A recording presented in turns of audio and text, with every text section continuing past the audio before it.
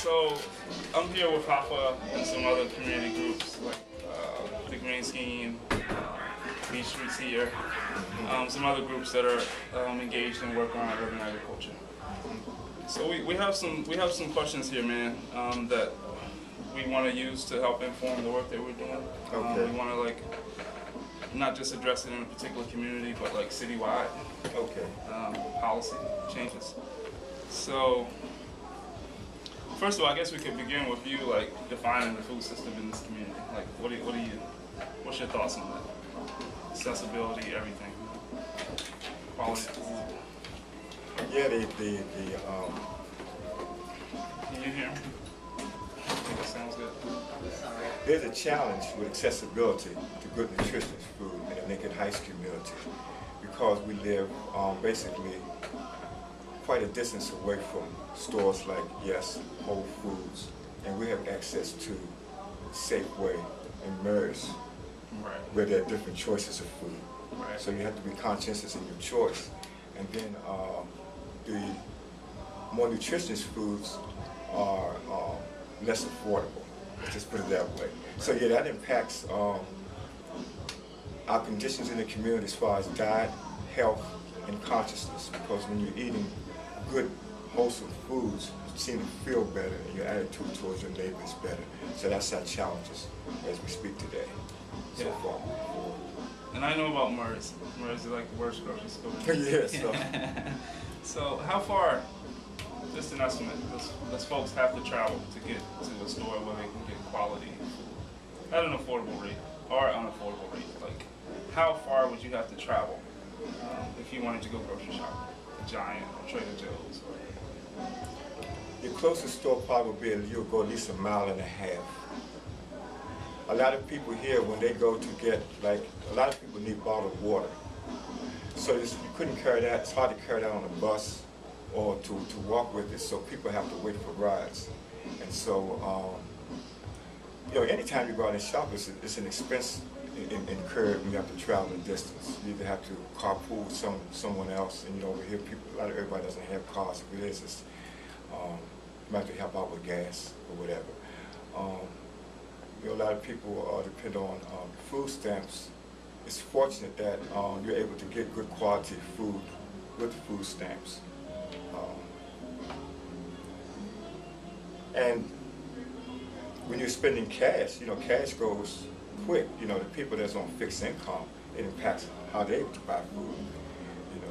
And the people that gainfully employed, sometimes they spend most of their money on food because they have access to the money. When that money gets low, people start buying other things that's cheaper and less nutritious to mix with things that are more expensive to try to get something out of it. So it won't be a complete disaster in your meals.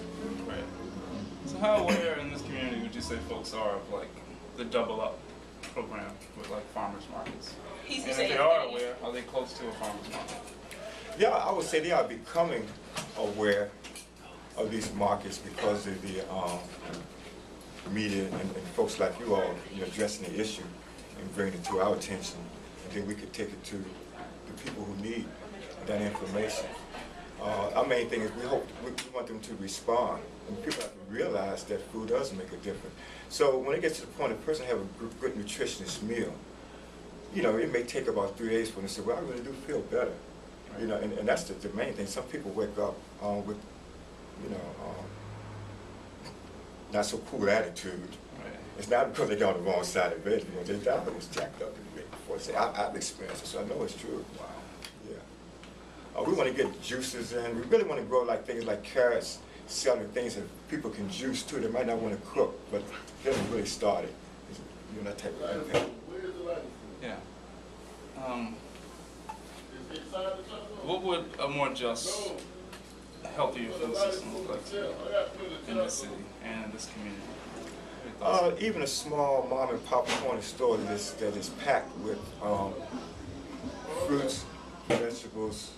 You can be organic, preferably, but inorganic is better than nothing.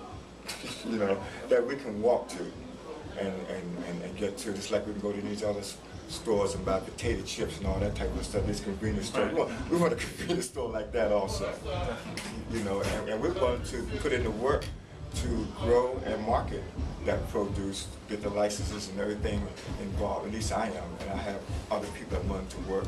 We just want to extend this program into different wards. So I think you basically answered my next question. My next question is, could you think of any example that's like moving this community or this city in that direction? So,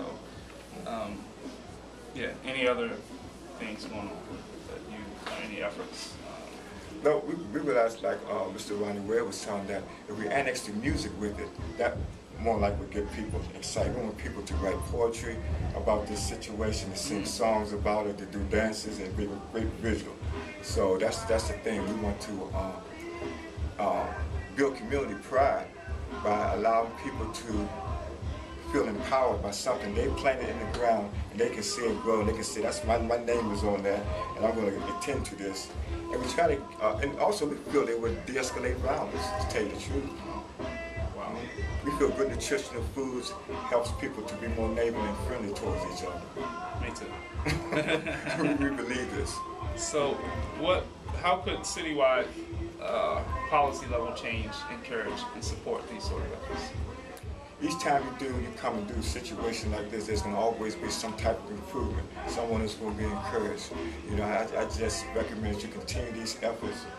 You know, when you have big farms and small farms, because if a couple of people get help, the right ones, that's an impact, because those two are probably waiting for something like this to happen, and they can reach thousands. Definitely, definitely. So, one more question. What would a collaborative network look like? Like, first of all, how could that, like, make these kinds of changes possible? Folks are, like, coming together, like, bridging that gap between the work. And what would that look like to you? Like, a collaborative network of folks or a group of folks. What would that look like? That would look like an atmosphere where people are busy on the internet, on Facebook, passing this information around, discussing the progress they've made, discussing the plans, how they can make it a better project, and get other people that are involved, scientists, and how they can help and see who wants to donate time, and then also to impress upon those who are involved that you can actually build commerce from this. It can be a job. You know, we continue with our efforts and don't faint. Definitely. So if I wanted to do this, which I do, and you do, who would I want to invite to the table? Like, corner store owners, the community, farmers, like, who are those stakeholders that we need in that room? ANC commissioners, resident councils, congressional people. A lot of people on the Hill, they are into this big. Our first lady is into this. So there you have it. This is a really good time to jump on this, because there's a lot of support. Think tanks, they have a foundation director. You know, if you get something going, you send that out, and people will support. A lot of things right now that will help, especially, with health issues. Food is medicine, the right type. So that's where I believe in it. Yeah. Last question, man. What's the quality of the soil here in this community? To me, the soil is good. In my personal opinion, I've had pleasant experiences growing lemon trees, maybe apples. A few things have come up. But I found that maybe the challenge is the water. Because I know it's a type of water. Sometimes I use water that's been settled for a while, and sometimes I use fossil water to test it, then the plants will wilt a little bit. So maybe more or less the soil than the water. The soil can be good, but the water's jacking it up. Yeah. If there's a problem with the soil, we really don't know. There's some soil that has a lot of clay mixed in it. Nothing we can do about that. Right. And I tried to plant something in the clay, and it sort of suffocated it. Yeah. And I've gotten soil out here, and to my personal opinion, there's nothing wrong with the soil. I don't know, because I'm not a scientist. So maybe it's, I've heard that DC has like some of the worst water in the country. So maybe it's lead in the water or something. See, one time my water went off in the house, and from the drippings, I actually was scared. I said, am I really drinking this type of water? Right. Because I meant to put it in the cup. I'm still going to do something to send off and find out what the deal is with the water. In that case, I don't feel like I don't need to brush my teeth with it. But we get our water and we just let it sit for quite some time before we do anything with it. I do. Wow. I'm sure the other neighbors, because we really don't know how our water, because this is an old community in Lincoln Heights, as far as I know. I've only been here for 9 years. This place has been up since the 40s, so a lot of people have gotten their pipes changed.